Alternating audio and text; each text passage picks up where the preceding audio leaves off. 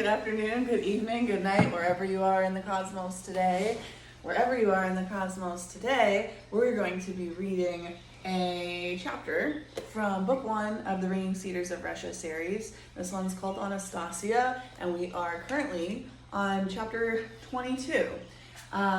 We have been going through the entire collection with a brief message. So before I get into this reading, I think I'm going to pull a card from the Archetypes deck.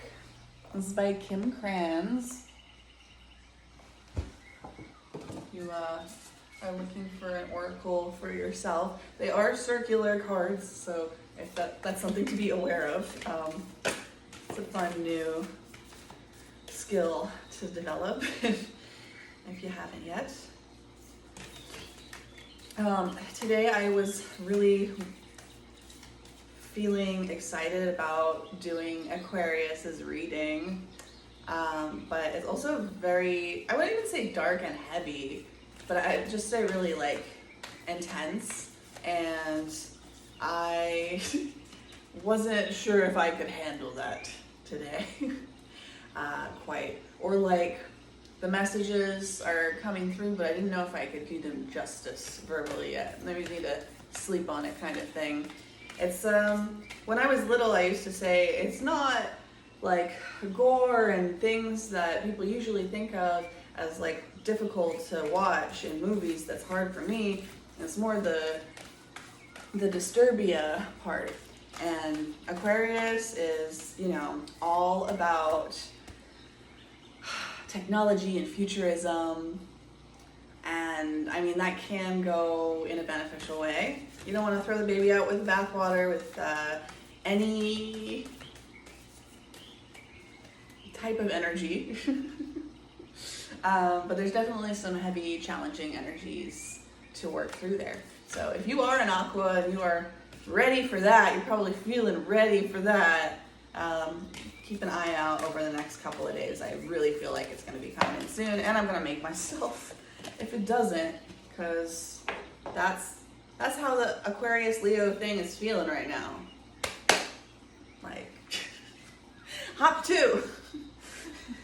You got to catch up. We got a lot to do. The card that came out was the Ocean. Get a little shot of that without the glare. This card, I don't have a personal relationship really with yet, but the Ocean, that's interesting. We were talking about Pisces last time, right? And I've been getting so much boat symbolism tied in with like the Chariot, which is Cancer, right? So, I mean, this may have something to do with emotions, with family. I'm almost getting like a moon vibe off of it. There's like these 2 circles here, very different colors, very different elements. It's like this duality. Like the ocean is the container, is the duality, is like the barrier, the inside, the outside. The ocean holds everything. And everything in the ocean has like an identity, right? But when you take it all together, that's the ocean. And that's also kind of Pisces as well, in a way. So we'll see how that ties in here to this chapter. There's just a lot of like feminine energy coming off of that. It's like a mother thing. Not like mommy issues, but like a supportive, strong container. It's like the masculine energy of the mother, which I believe mother energy is primarily masculine. We'll get into that on another day. But we also had the healer come out in the end, right? And I see in this card, it's on the bottom kind of orange and yellows in this water, but you can't quite see the color as much on the bottom part because it's like fragmented through the waves. And then this looks like the same color scheme, right? So it's almost like this is the ocean, the depths, the emotions, the duality, the pain and the pleasure, and this is like the the pulling out and pulling forward, bringing to the forefront whatever is hidden under these waves and these oceans. So this is seeming to speak to kind of like healing from, revealing, dealing with emotional repression and healing emotional repression. We also have Eros on the bottom of the deck. And let's see here, I think that the next chapter is called Who Will Bring Up Our Son? So there's definitely a lot in here about motherhood, about sexuality and that energy. And the snake is like, the healer is very much like a witch energy, like a blood mysteries kind of energy, a mother energy. And there's some kind of like Kundalini awakening happening that's shifting your relationship to your masculine side. That's kind of what I'm getting off of this, is like this is this cool, calm, comforting, compassionate energy up here, expansive, and this is this direct, fiery, strong, specific energy that has been hidden for a long time. Maybe it wasn't valued.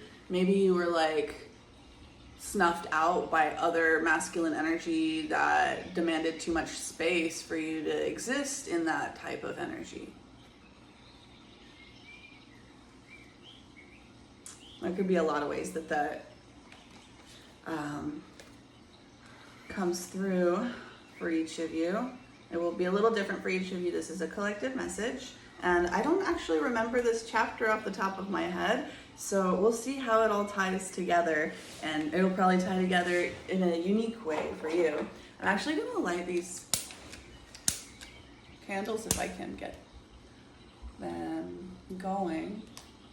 And I'm just going to do the crown, the third eye, the throat, for some reason. Blues, purples, the sky, the cosmos. It's like giving the kind of Aquarian.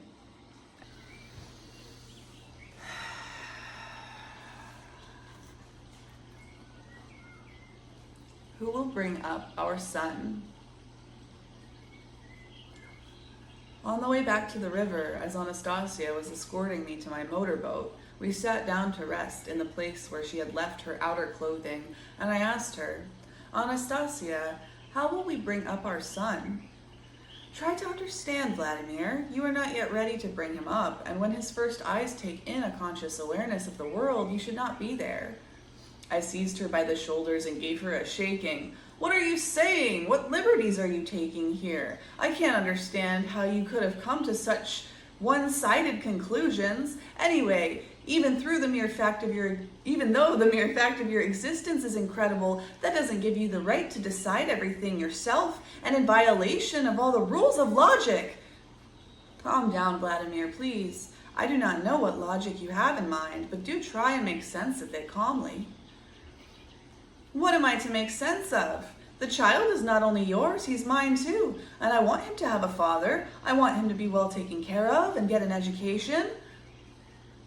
Please understand, he does not need any kind of material benefits as you see them. He will have everything right from the start.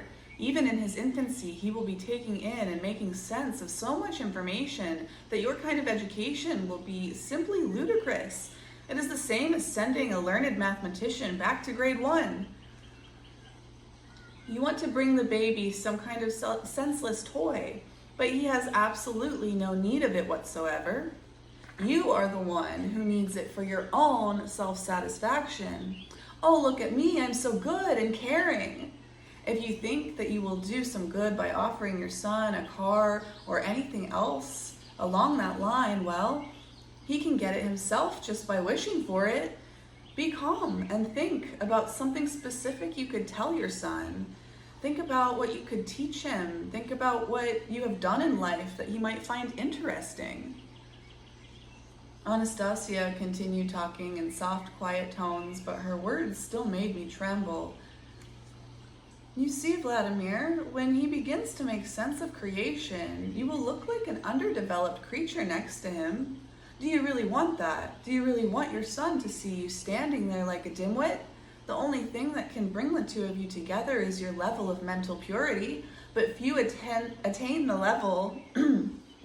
The only thing that can bring the two of you together is your level of mental purity, but few attain that level in your world. You must strive to attain it.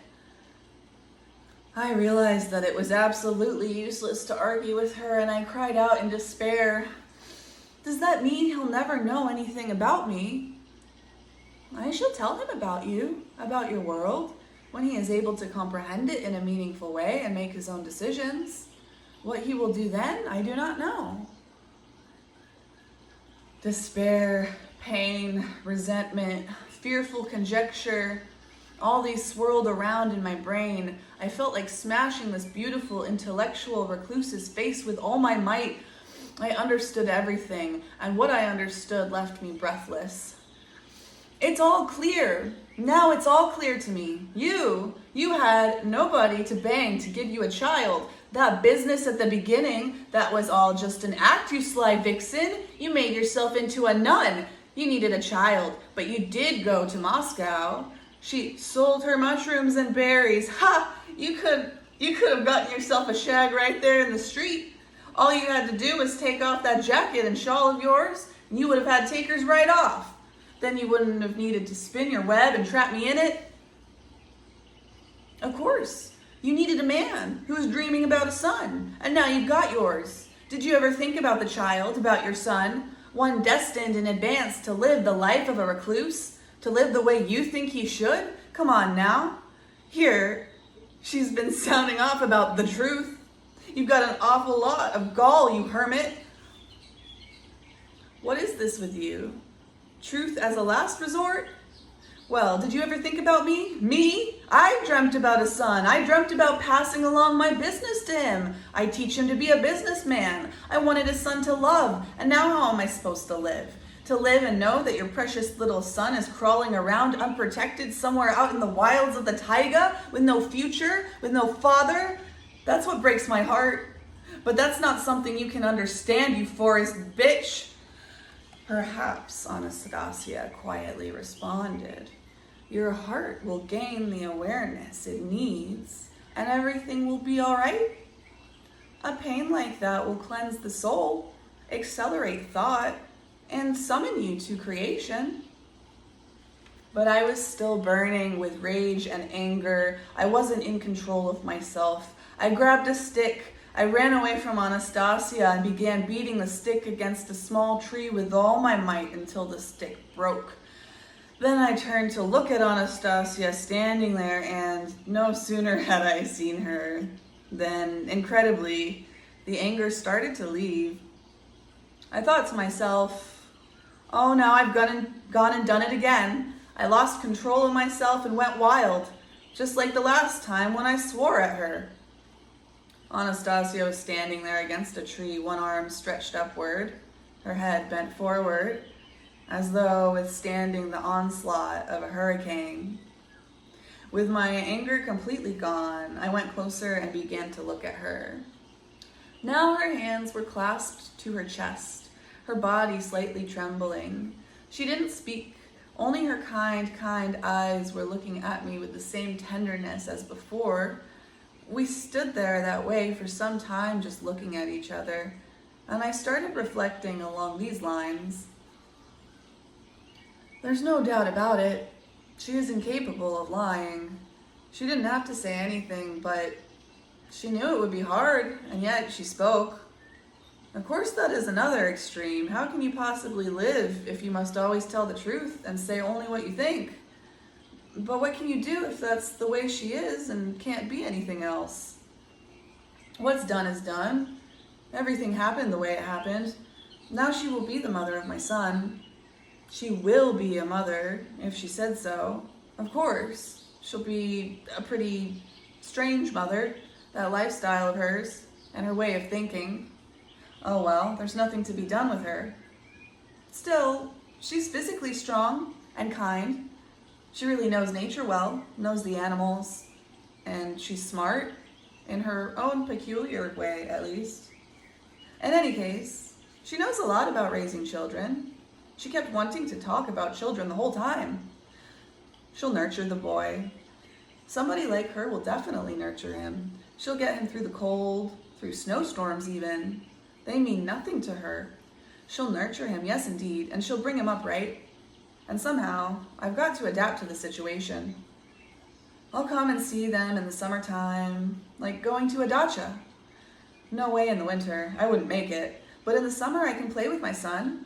He'll grow up and I'll tell him about people and big cities. At any rate, this time I've got to apologize to her. And I said, I'm sorry, Anastasia. I got nervous again. And right off she said, you are not to blame. Only do not be hard on yourself. Do not worry. After all, you were concerned about your son. You were afraid that things would turn out bad for him, that the mother of your son was just an ordinary bitch, that she could not love with real human love. But you must not worry. You must not get upset. You talked that way because you did not know. You did not know anything about my love, my darling.